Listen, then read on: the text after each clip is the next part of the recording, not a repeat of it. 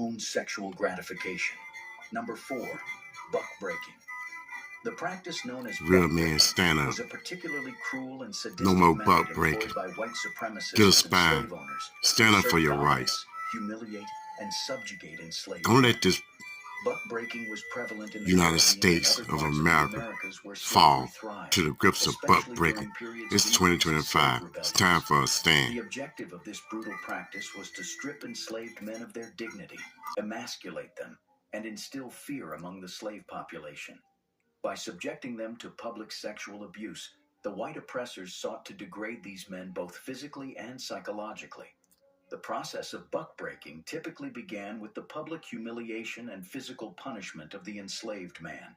Stripped naked, he was subjected to severe floggings in front of an assembled crowd, which often included other slaves.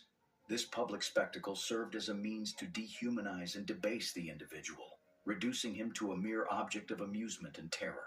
Following the flogging, the enslaved man would be raped by a white man, often the slave owner or a designated buck breaker. This act of sexual violence was intended to assert dominance over the enslaved individual, reinforce the power dynamics of slavery, and send a chilling message to other slaves who dared to challenge their oppressive conditions. The accounts of enslaved individuals who survived this horrifying ordeal reveal the immense psychological trauma they endured. Sons were forced to witness the brutal rape of their fathers, forever scarred by the harrowing image of their patriarchs being reduced to objects of sexual abuse. One notable account that sheds light on the practice of buck breaking comes from the narrative of Frederick Douglass, a prominent abolitionist and former slave.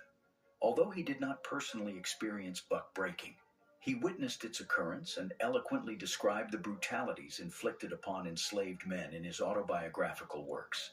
His story, Narrative of the Life of Frederick Douglass, an American Slave, provides a compelling first-hand account of the dehumanization and exploitation endured by enslaved African men. Harriet Jacobs, another enslaved African-American woman, penned Incidents in the Life of a Slave Girl, which also exposes the sexual abuse inflicted upon male slaves.